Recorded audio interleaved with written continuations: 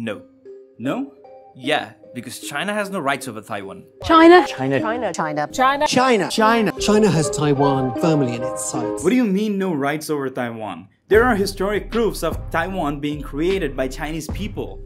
You know, in the 1940s, when this Communist Party of China overthrew the Nationalist Party, which is known as the Chinese Communist Revolution, and the Nationalist Party and its supporters fled to this small island just 130 kilometers away from like the mainland China, and declared themselves as an independent government, just shows that it's essentially the same people. So China has the right to call them the same people, which they constantly do.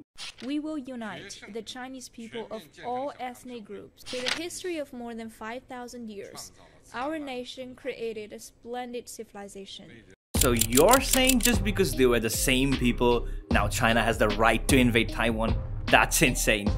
Look, Taiwan's history is dated back tens of thousands of years. Stop. I never meant that China had the right to invade. If American citizens go find some island in like the Pacific Oceans and name it Guam and colonize it in a modern way, that doesn't make them a separate country. America still owns Guam and Bikini and some other such islands that American citizens colonized throughout history. Alright, but it's not the 130 kilometers of ocean that's dividing China and Taiwan. Taiwan has an entire body of citizens and government and military.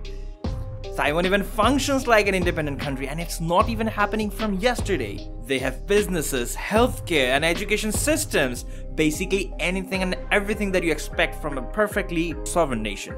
But in 1995, China did send a bunch of troops in the province of Fujian. Even started testing missiles and tried to scare Taiwan. All for what? The Taiwanese president was asking for a visa to visit US? And China did this because in their imagination, Taiwan isn't a real country, but rather a part of China itself. A rebellion island with some unfinished civil war business. And despite all that, they successfully held their first democratic election in 1996, and ever since that, they are a democracy.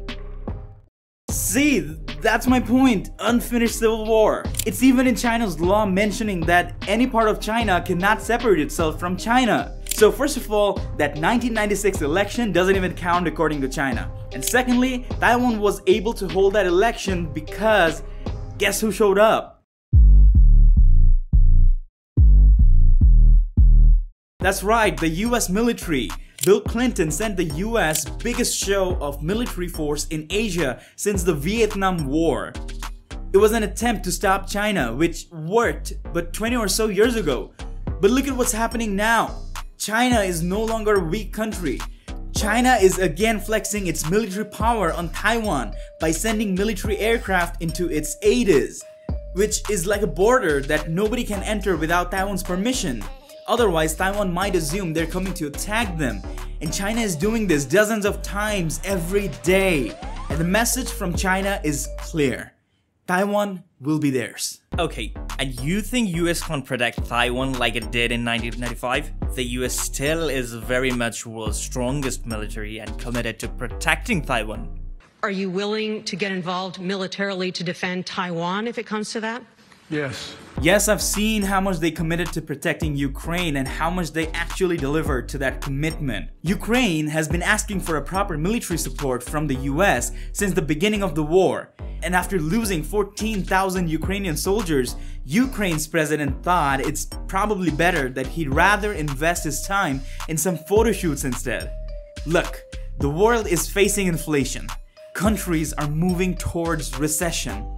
And yet, even with the so-called US support, the war in Ukraine is nowhere near the end. What do you think will happen if China invades Taiwan?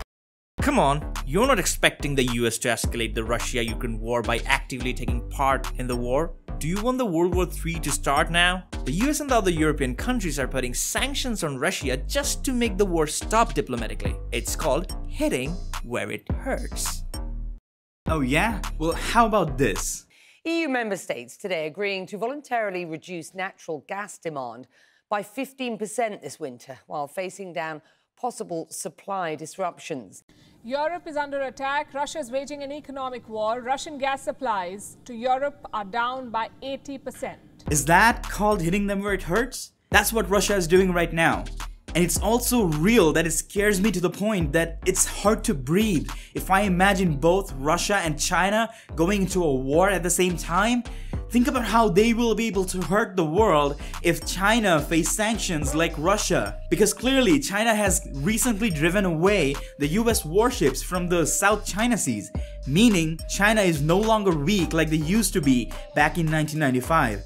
And God forbid, if this turns into a fully fledged war, because China is very much logically convinced that Taiwan issue is just an unfinished civil war and that they can use force according to their law to stop Taiwan from resisting to becoming a part of China again, where will that leave us?